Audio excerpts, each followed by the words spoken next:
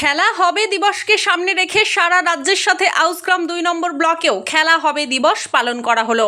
আউসগ্রাম 2 নম্বর যুব কল্যাণ দপ্তর ও পঞ্চায়েত সমিতির যৌথ উদ্যোগে শনিবার গেরাই ফুটবল মাঠে এলাকার 4টি দলকে নিয়ে খেলা হবে দিবস পালন করা হয়।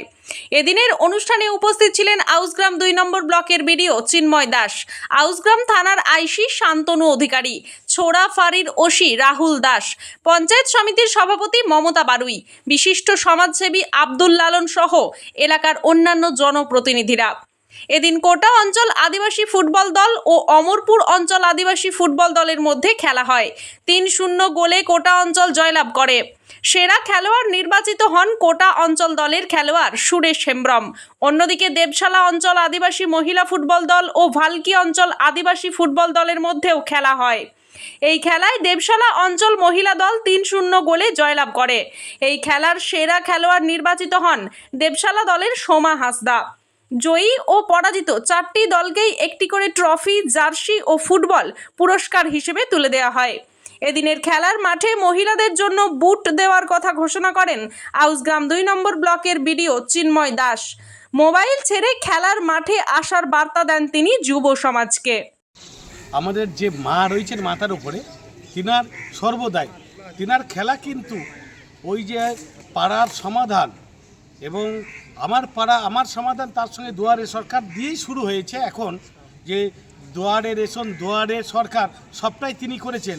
তাই খেলার মাঠেও কিন্তু আমার যুব কল্যাণ ক্রীড়া দপ্তর থেকে এই মরশুম থেকেই খেলাটা যে উদ্দীপনা, সেইটা কিন্তু মাননীয় মুখ্যমন্ত্রীর লক্ষ্য আছে এবং থাকবে, এবং সেইটা গোটা রাজ্যবাসী আজকে কিন্তু খেলা হবে দিবসটা পালন করছেন।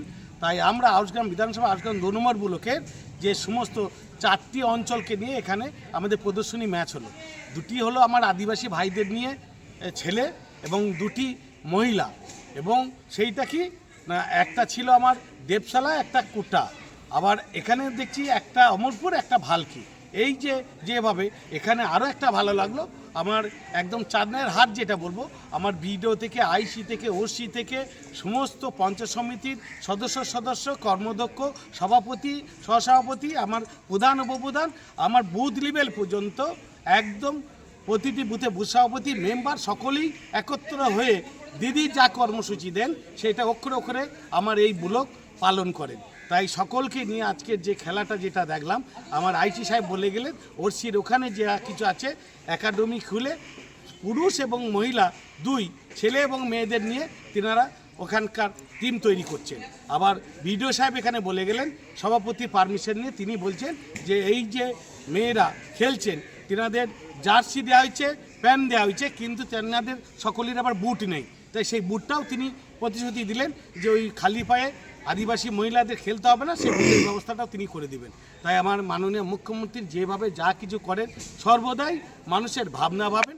তাই আমার বিডিও সাহেব, আমার আইসি সাহেব, তেনারাও কিন্তু ওই পথেরই প্রতীক। তেনারাও ওই ক্রীড়াকে বাঁচিয়ে রাখার জন্যে তেনাদের সরঞ্জাম এবং তেনাদের একাডেমি যা কিছু কোচ, আমার এখানকার যিনি রয়েছেন যুব কল্যাণের, তিনিও বলছেন যে এইভাবে আমরা সমস্ত আর মোবাইলমুখী নয়, এবার খেলামুখী করে দিয়ে সকল ছেলে মেয়েদের ক্রীড়ার মধ্যে আনার একটা চেষ্টা করছি। আপনার নাম, পরিচয়? আমার নাম শেখ আব্দুল লালন। আজ আমি আউসগ্রাম 2 নম্বর ব্লকে সমাজসেবক হিসাবে টোটাল খেলাটা পরিচালনা করলাম। পালন করলেন আজকে খেলা হবে দিবস উদযাপন করা হলো পশ্চিমবঙ্গ সরকারের মাননীয় মুখ্যমন্ত্রী মমতা ব্যানার্জির উদ্যোগে। পশ্চিমবঙ্গ সরকারের যুব কল্যাণ ক্রীড়া দপ্তর প্রতি বছরই এই দিনটাকে খেলা হবে দিবস হিসেবে উদযাপন করে। 2021 সাল থেকে আমরা এই দিনটাকে উদযাপন করে আসছি। আজকে পশ্চিমবঙ্গের প্রতিটি ব্লকে, প্রতিটি পৌরসভার সাথে সাথে আমরা আউসগ্রাম স্থানীয় উদ্যোগে এইটা গ্রাই হাই স্কুলের মাঠে 2টি প্রদর্শনী ফুটবল ম্যাচের মাধ্যমে খেলা হবে দিবসকে উদযাপন করা হলো। এই স্থানীয় উদ্যোগে ছিলেন আমাদের অমরপুর গ্রাম পঞ্চায়েত এবং এলাকার বিশিষ্ট সমাজসেবী লালন সাহেবও আমাদের সহযোগিতার হাত বাড়িয়ে দিচ্ছেন। এই এত সুন্দর একটা অনুষ্ঠান উদযাপন করার জন্য আমরা অমরপুর গ্রাম পঞ্চায়েতকে এবং লালন সাহেবকে যুবকল্যাণ দপ্তরের পক্ষ থেকে ধন্যবাদ জানাই এবং আদবানপুর পঞ্চায়েত সমিতির আমরা ধন্যবাদ জানাই। এই যে মহিলাদেরকে এই ফুটবল টিমে খেলানোর জন্য দেখলাম, তো মহিলাদেরকে এই খেলানোর কারণটা কি? মহিলাদেরকে আমাদের রাজ্য সরকার চাইছে যে মহিলারা আরও বেশি করে খেলার মধ্যে আসুক। এই যে আজকে যে দুটো টিম খেললো, দেবশালা এবং ভালকি, তার মধ্যে দেবশালার মেয়েরাও কিন্তু আমাদের পূর্ব বর্ধমান জেলায় একটা ফুটবল একাডেমি হচ্ছে, যেখানে স্পন্দন স্টেডিয়ামে মেয়েদেরকে এবং ছেলেদেরকে 50 জন মেয়েকে এবং 100 জন ছেলেকে ফুটবল কোচিং দেওয়া হবে। এই দেবশালা স্কুলের মেয়েরাও কিন্তু ওখানে ট্রায়ালে অংশগ্রহণ করেছে।